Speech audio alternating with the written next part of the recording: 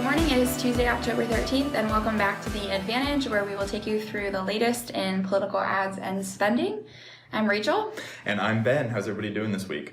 So let's talk about the Senate this week. Yeah. The presidential race has been covered pretty extensively. The battle lines really seem to be drawn. We touched on the Senate a little bit last week, but we're going to do a deep dive today. Yep, the control of the Senate is looking really important right now. Whoever has control of the Senate is going to have a lot of power to enact their agenda, and as we see, a very narrow majority in the Senate can have really major implications when we're looking at this the Supreme Court and things of that nature.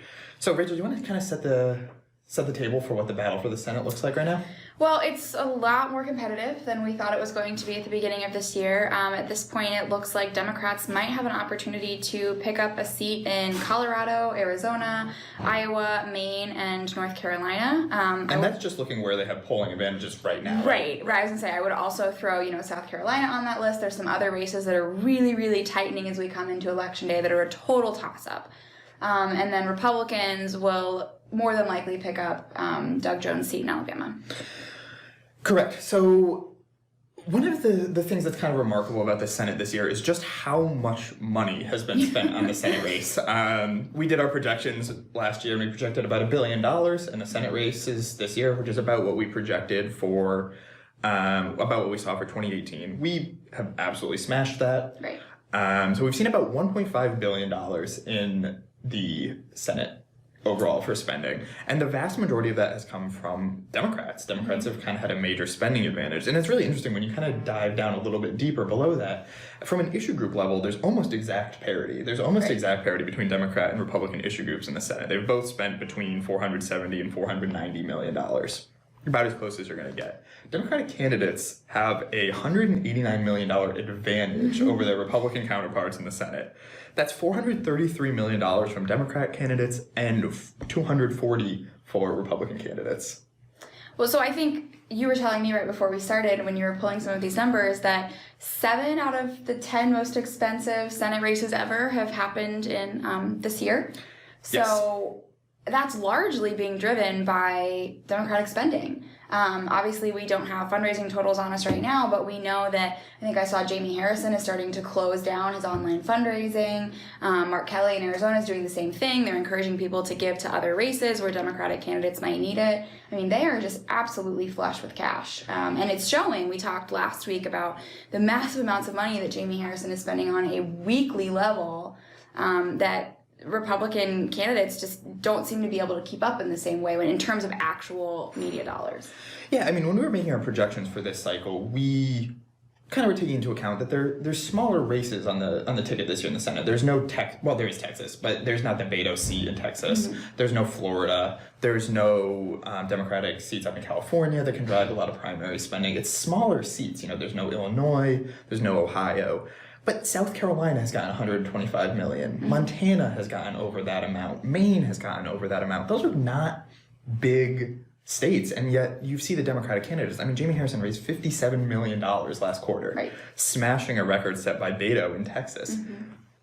South Carolina is not an expensive state to run in. I mean, that just gives you a huge, huge advantage. I mean, as a campaign, you never say you have enough cash, but I mean, they were kind of reaching that point. There's just a finite amount of money one can spend in a state like South Carolina. Particularly when we only have, 3 weeks to go? Yeah, I mean... How much are you going to spend between now and November 3rd? Unless you buy the ABC affiliate and just stream yourself talking all the time, there's just not that much you can do. But let's take a look into the polling, which is really interesting. So it looks like the Republicans are going to pick up Alabama for sure. Right, I did want to take a minute and talk about Alabama because that is a solid Republican pickup, and depending on how some of these races go and some of these toss-ups go, we could see equilibrium. We could see Republicans keep a super narrow lead. That's not what the polling is necessarily indicating, but again, we don't know what will happen until actual election day. So I just wanted to take a second to talk about Alabama, Tuberville versus Doug Jones. Yeah, I mean, Tuberville's polling up 10. Doug Jones has actually spent a lot of money. He's got a pretty big advantage, but Democratic issue groups haven't really come in there. It seems like they're kind of leaving him on his own, which is kind of to be expected. I mean, in a presidential year, he never really seemed like he had that much of a chance to hold that seat. Well, and up against Alabama football royalty. Absolutely. Poor guy, what are you going to do? Very true. The other really interesting seat right now is Michigan. That's one of the other two. That's tightened up. It has tightened up a lot. So one of the other two major seats up for grabs this year held by Democrats. And John Jones ran a really competitive race in 2018. He came back this year. He's a really good fundraiser. He's a strong candidate. And Peters has been polling ahead, but it's tightened up a little bit. I mean, it's getting within, kind of 3-4 points, 2-3-4 points. That's pretty tight. It is tight. And Peters, if I recall correctly, was the only, one of the only incumbents who entered the race with extremely low name recognition. Yeah, that's true. I think the thing he has going for him is that Michigan is also tight at the presidential level, and if it goes blue, it's likely to go blue all the way down the ballot and bring him along with it. But that's one to watch. What does the spending breakout look like in Michigan?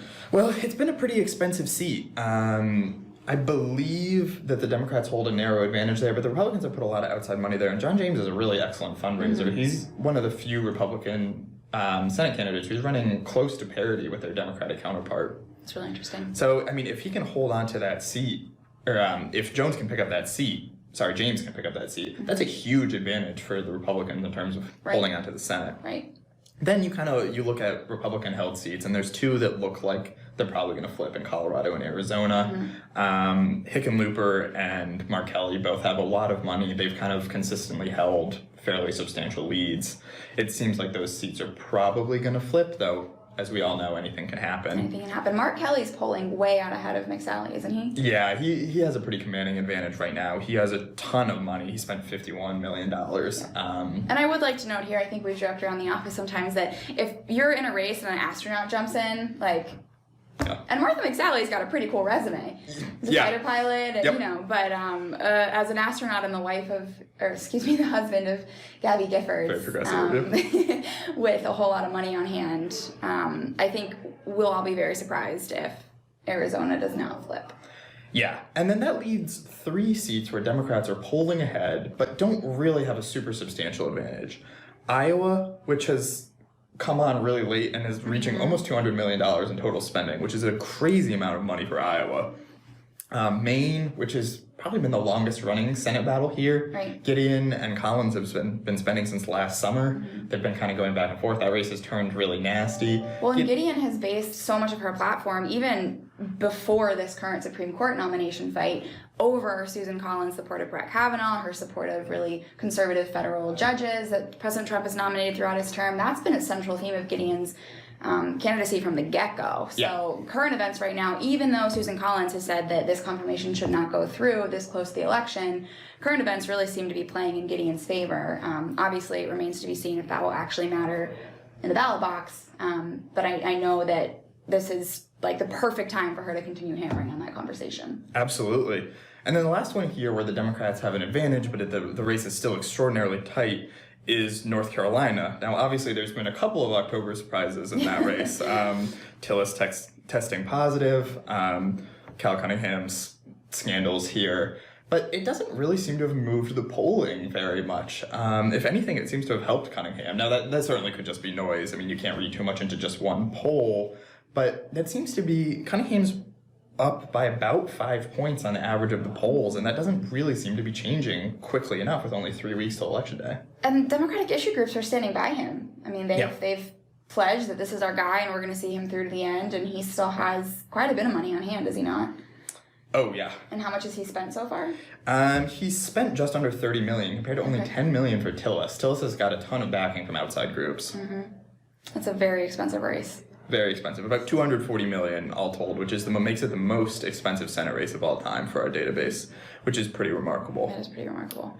And then you kind of get into the longer shot pickup opportunities for Dems. Georgia, Montana, South Carolina. Mm-hmm. You've got Kansas and maybe even Alaska kind of coming on board in those, but those seem like pretty long shots for them to pick up. So it really could come down to a margin of 1 or 2 seats, if the Republicans can flip Michigan, or Cunningham could hold on in North Carolina. That's going to make a huge difference for control of the Senate and potentially a Supreme Court nomination. Right. Potentially a lot to do with enacting the next president's agenda.